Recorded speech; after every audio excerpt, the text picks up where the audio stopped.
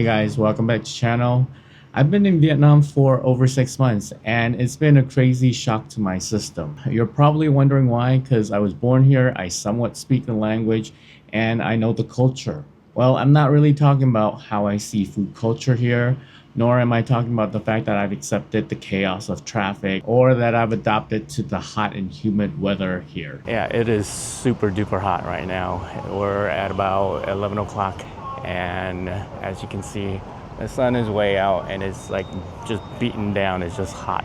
I did that in my last video and you can check out that video. The link is in the description. What I want to talk about is how my views of my culture has changed since moving here 6 months ago and living here as an American Viet Kieu, which means I was born in Vietnam and raised in the United States. But before we move on, subscribe and turn on notifications if you enjoy this type of video, and if you can give this a like and hype, it will really help get this video out to others. And also, thanks for watching. Let's get started. When I just moved back here a few months ago, I thought it was really easy to kind of integrate myself back into my motherland. But the concept of coming home is more complicated than I previously thought. Even though I look the part, I understand the language and the culture and the traditions, there are little tiny nuances that make me feel sometimes like I'm an outsider here. And it's led me to kind of take a deep and uncomfortable re-examination of what it means to be Vietnamese and also what it means to be Chinese. But that is a totally different topic altogether. I think it's more appropriate for another video. Being Vietnamese in America, even in Vietnamese communities, is vastly different from being Vietnamese in Vietnam. It is like 1 o'clock in the morning and we're getting some tom tam here at this place. This has helped me to understand that I still have a lot to learn and to keep an open mind to things around me. Also to be patient with others as well as being patient with myself. I made a lot of faux pas in the past and I tend to like to relive it in my mind. But now the purpose is not to feel bad about what I did. It's more of an opportunity for me to re-examine and kind of learn from what I've done. Also, I really kind of don't give a damn anymore, so it really isn't that big of a deal in my life anymore. There are other things that are more important, like the importance of language. Living in an English-speaking country like the United States, you take it for granted how important it is to be able to communicate with each other in a fluent manner. English may have its regional accents, but for the most part, I pretty much understand all English speakers. But here, your social experience hinges a lot on your language proficiency. If you speak the language well, you blend in better and you tend to be treated more like a local. If your Vietnamese is limited, you have issues with tonal differences. Most local aren't going to know what you're trying to say. So for me, getting more proficient in Vietnamese has been really important. We got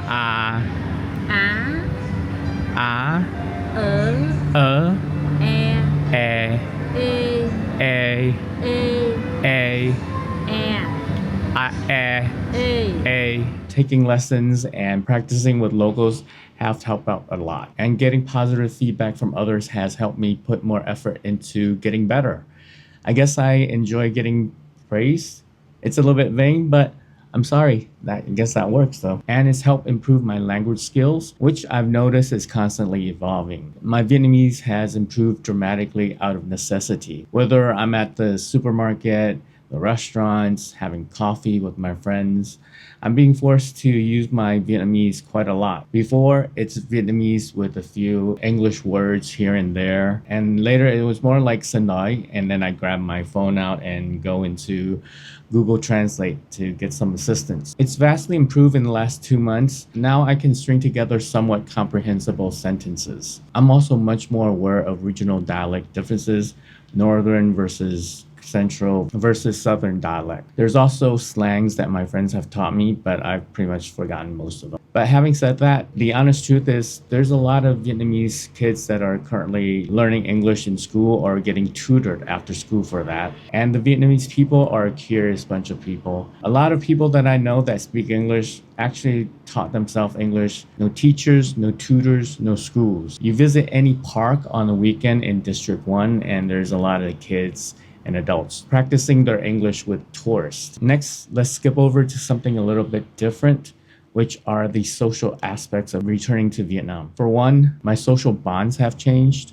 Since I have family and friends in Vietnam, my role in their lives has changed since I live closer. I'm no longer a distant relative or friend that visits once in a few years. I'm someone they interact more often, sometimes on a daily basis when I join them for coffee. This can mean an increase in pressure from them as well as for myself. Talk about marriage, money, career becomes a much more complicated topic to discuss. Very prying questions are asked. Most questions and issues I've dealt with already with another group of people back in California, and I have to answer for with a new group of people. And I think that could become a little bit overwhelming for all. I find I need to find a balance to not come on too strong, giving people their space to live the life that they lived before I came into it seems like a good solution. I also need to find a way for myself to decompress at times. I'm the kind of person who's not afraid of doing stuff solo, so I do find myself doing that sometimes. Overall, it's been a really good chance for me to build deeper, authentic relationships with my cousins,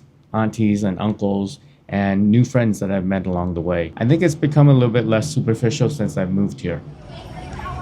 Also, socially, I realize I can easily slip into the expat bubble if I wanted to, but I try to avoid it. It's easy to default to the safe haven for me as a Vietnamese, where fluent English is spoken. And that's kind of what I did in the beginning. Being in District 1, 7, the Tao Ding area, was very easy to deal with. It's pretty comfortable at that time for me to see a lot of foreigners around me at cafes, supermarkets, and stuff. I actually had to force myself out of my comfort zone. Now I prefer the opposite, opting for local eateries and finding myself avoiding those type of areas. When I go to District 1 or District 7 and stuff like that, it's normally to meet up with friends and family for food. The next thing I notice is my relationship with money has changed.